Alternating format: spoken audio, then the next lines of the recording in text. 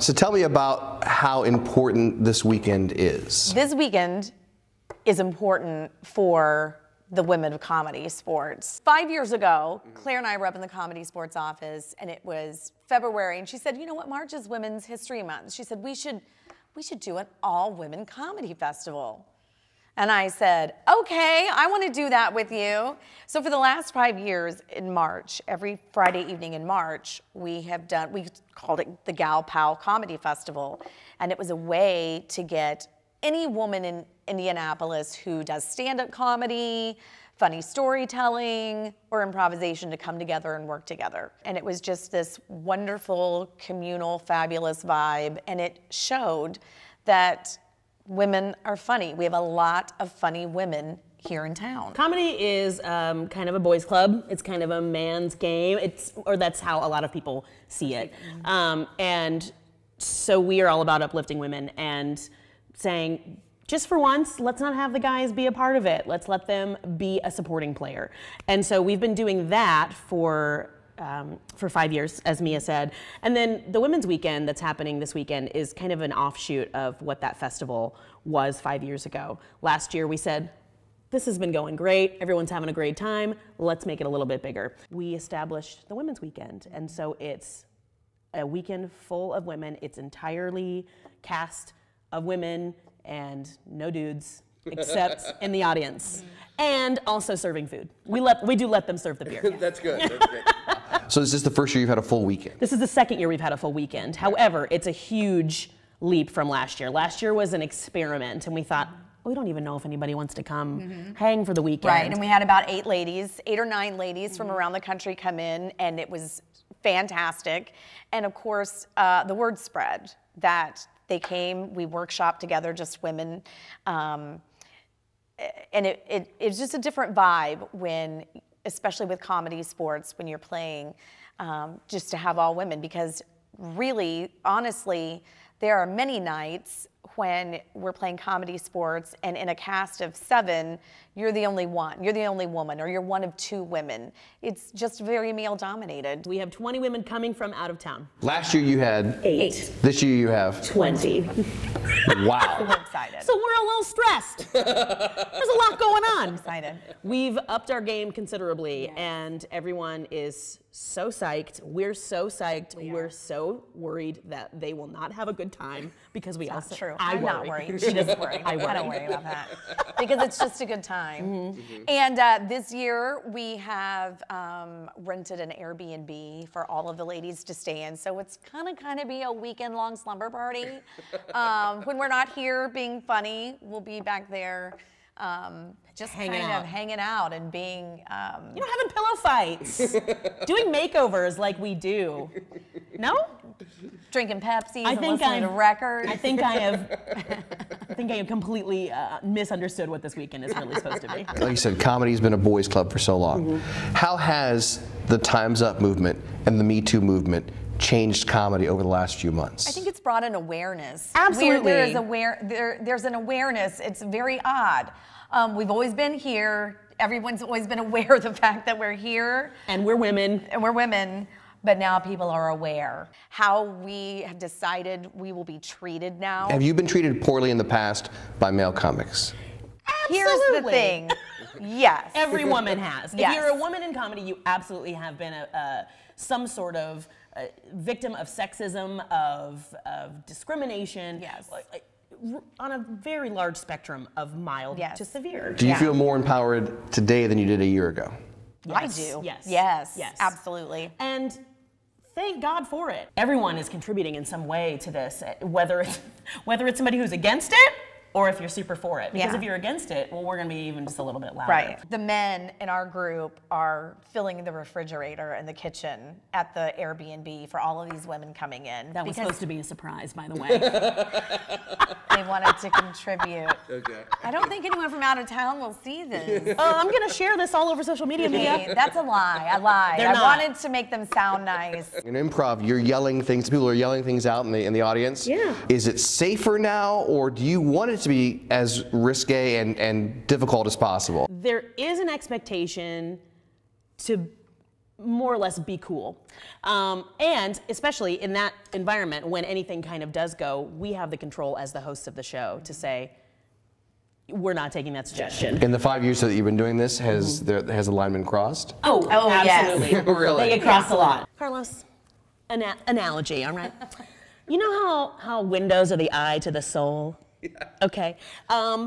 Improv comedy is sort of the window to the world sometimes. And with the suggestions that get shouted out from random audience members who come in off the street and buy a ticket, they want to see what limits they can push, they want to see how far they can go, and what we will allow to be done up there. And so we could get a horribly offensive suggestion that we decide to take, but we also have control over that suggestion and can spin it into something that is completely what we want. Funny, acceptable.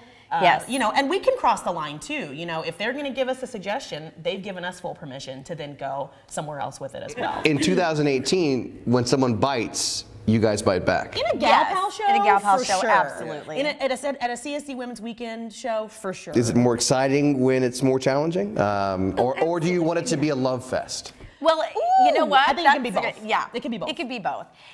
What happens is when somebody in the audience yells out something that they know is offensive, they want to see what we'll do, and they want to challenge us, and we take that suggestion and then we turn it into something else, and it's hilarious and it's not offensive, everybody gets the message. Like that person got the message.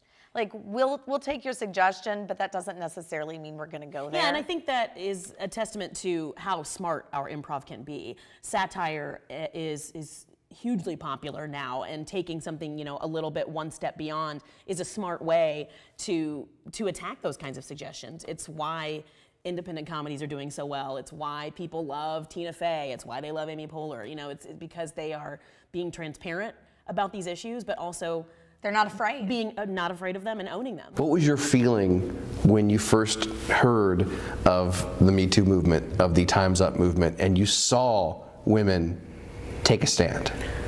Amazing. Fantastic. Unfortunately, it didn't happen 20 years ago.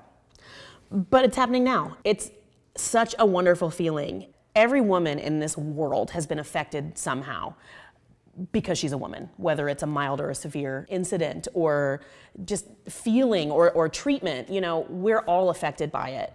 And there are no limitations on those movements, on those hashtags. You know, once you're in, you're sitting at the table, you're with us, you can sit with us, here we go. And that's the vibe we try to bring to the stage on Women's Weekend, I think, is that we say, I don't care how good or bad you are, I don't care how fat or thin you are, I don't care what color your skin is, you're gonna play. You're gonna come up here and play, and we're all gonna have a good time. And that's the beauty of improv too, is that it makes everybody else look good. There's no star of improv.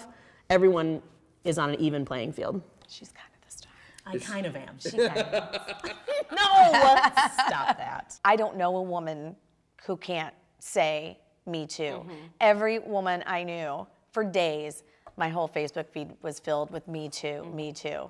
So that does make what we're doing here even more important. And the Gal Pal shows, and you talk about the vibe. We love improvising with men. They're great. There's just something different about doing this with just a group of women. And sometimes you'll see a woman perform in a way she hasn't before because I think it feels more freeing. I think we allow each other something more. And we kind of set the vibe immediately that this is an all-inclusive space, but we're a bunch of ladies up here, so sorry, but we're in charge. And so we sang a song, if the world is a dumpster fire, women are the retainer that you jump back in for. Just things like that. Like, you know, just things like that allow us to say, yes, everything is terrible right now, but there's so much good stuff going on, and we're here to celebrate that too. It sounds like the room is more electric on this weekend. It is. It is. It's so strange. So great. We do. We love it. We love it. This is how we know how to be an activist. This is what we know how to do and how we know how to bring our talents to the table, I think. And that's what feels super important to us about it. Yes. And lifting up other women who are funny as well. Because that representation matters. For an audience to come in here and see an entire weekend of women performing, just women, that's a pretty big deal. And killing it. Just doing a great job. Give me some of the major differences between a male comic and a female comic? We wear more bras. We do. We probably wear more underwear altogether. Altogether, more just things underneath. Look, in the past, I think it's just been implied a guy is going to be funnier. I'm not very old. I'm going to be 50 this year. When I was a little girl, I was told to speak when spoken to. I was treated differently than a boy, very much so. I was supposed to be a lady. I wasn't supposed to talk about certain things. And when it's all ladies up here on the weekend, we talk about everything. So in 3 days, you're doing 6 shows. 1, 2, 3, 4, 5, 6. Yes.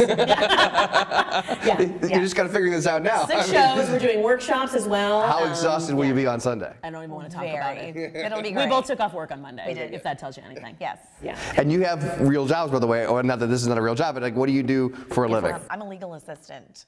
Okay. I'm a freelancer. She's a hustler. I'm a hustler. She hustles. I'm an actor and a writer, so I work for lots of different theaters and I work for myself. When you were kids, what female comics inspired you? Growing up in 1975, it was records. So I had Lily Tomlin's, One Ringy Dingy, Lucille Ball, Lily Tomlin. Seeing Jane Fonda and Dolly Parton and Lily Tomlin in 9 to 5 changed my life. It's so good. I mean, it was so funny. And to see those 3 women be so funny was just absolutely amazing. And my mother let me watch Saturday Night Live. So seeing Gilda Radner and Lorraine Newman and Jane Curtin, that was just a world that I wanted to be in. I really grew up on a lot of Carol Burnett. She's a little more my goofy kind of style. And, she had an amazing sketch show, and I love sketch comedy. Amazing. And then I really love Mindy Kaling. She's super modern. She's a great modern voice. These are people that inspired you. If there's a young girl watching right now, what message do you have for that young girl who says, I want to have a voice? Get out there and do it. Don't be afraid. It's okay to be awkward. It's okay to be weird. It's okay to not be the prettiest one in the room. Yeah. It's okay to be funny. Yeah.